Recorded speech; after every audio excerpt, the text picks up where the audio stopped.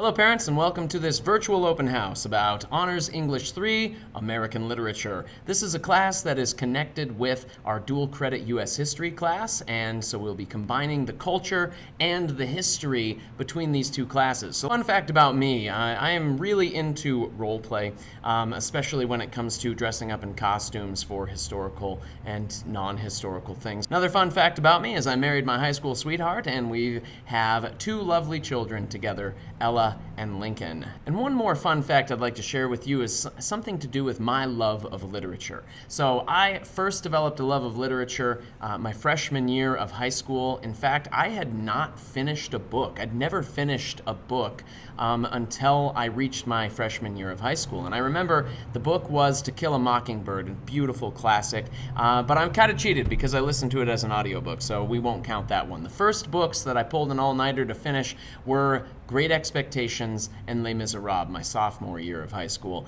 And those books honestly changed my life. But one memory really sticks out about those books, and it involves the summer of 2003. You see, I was backpacking in Europe with my soon-to-be wife, and we were going to go to school in Maastricht, Netherlands. While we were on our way to the Netherlands, though, we spent a couple of weeks in Paris and London, and I knew that as I was going through Europe, I really could only pack one or two books in my backpack to fit it all in. So I brought with me my two favorites, Great Expectations and Les Miserables. I put those into my backpack and we toured the sites. I mean, I can't tell you how amazing it was to see the locations where these books lived and breathed and where these characters came from. So after experiencing all of those amazing sights in London and Paris, we then went on our way to Maastricht, Netherlands. And as we were on our way to Maastricht, we had to take a train that took us from Paris to Maastricht via Brussels and Liège. And as we were on that train trip, I was reading my favorite classic,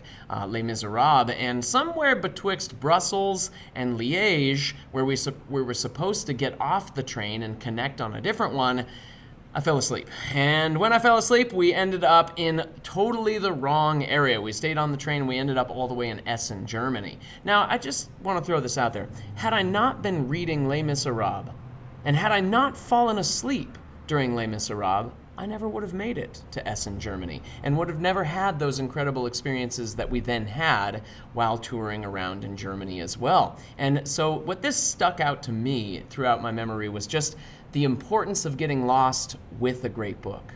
You can get lost in literature. You can get lost in the metaphorical resonance of it. Your life can change from a great book, whether it's getting lost in it or lost with it. And so that's what I'd like to do for our students in this class, is just give them that deep love of literature, to give them a greater appreciation of the culture from which it came as well.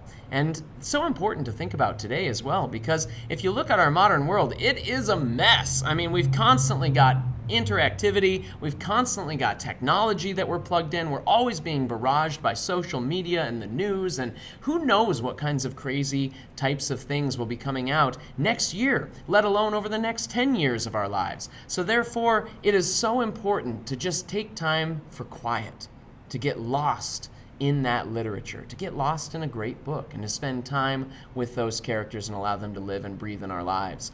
And if you love music, all right, a lot of people, of course, are into music, as am I, but the greatest poets of all time, guys like Queen or Bob Dylan or even modern rap, this stuff comes from an appreciation of literature. I know some people are even into Taylor Swift or Lil Pump, God forbid, but in the event that you're into that, what about taking a moment to appreciate the beauty of Poe?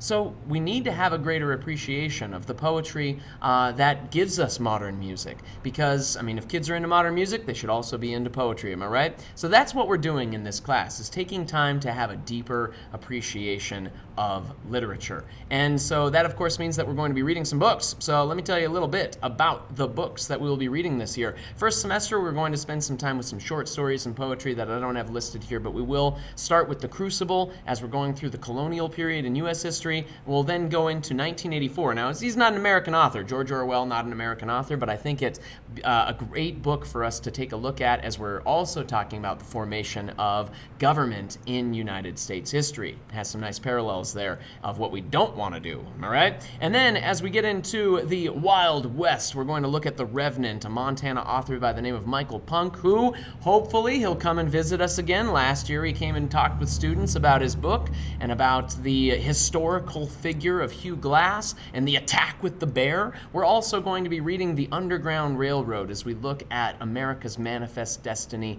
and its slave system that it built leading to the Civil War. That's first semester, including some creative writing time as well. Second semester, we're going to get into Macbeth. Again, not an American author, but Shakespeare. Everybody's got to have a deep love of Shakespeare. And then as we move throughout the semester, we'll get some dystopian literature, some classics with The Great Gatsby and The Catcher in the Rye, and one of my all-time favorites, a book that I highly recommend that parents should give it a read if you get a chance. It's by Montana author Mark Sullivan. And it's Beneath the Scarlet Sky, which is about the 17-year-old Pino Lela who survived and saw so many incredible things during World War II. It's a moving portrayal of a youth caught up in the terrors of World War. So those are our books for the year, and now let's take a look at the other things that we'll be doing in this class, including augmenting our lexicons. So we need to boost our vocabulary, not just because the ACT is coming, but also because a healthy and vibrant vocabulary is crucial for showing one's erudition as they're headed off to the collegiate world. Another thing too is that students are going to learn how to demonstrate proficiency in writing, whether it's evidence-based arguments and analysis, arguing about literature, also writing about history, and writing research papers as well that nicely correlate between the two classes. Also, we're going to spend some time developing a creative writing portfolio. It's one of my favorite times of year because you would be amazed at the kinds of things that these students are able to write. And they will also spend time developing and practicing their skills in public speaking. Now we see here two very stark contrasts of ways in which public speaking can be used. We've got one who used his talent for the good of all and for the benefit for his people and his country. We also see another example of a man who used it to negative and destructive genocidal ends. So the goal, of course, is for your students to learn how to use their public speaking skills for good and for their future career endeavors, which will be for the benefit of mankind and not the destruction. And then also we're going to prepare students for standardized testing. So that's not all, of course. We've got many more things going on, and if at any point you're curious about what we're up to, you can always check us out on Schoology, or you can also check out my website, shanefairbanks.com, and then when you go to the website, you'll see AMLET. You can go to the class homepage and log on to the different things that we've got with a calendar. You can also check out our assignments. You can also contact me anytime by simply clicking on the contact link and let me know what your questions are. So with that, I'd just like to say thank you for trusting your children in my class, and I look forward to a great year.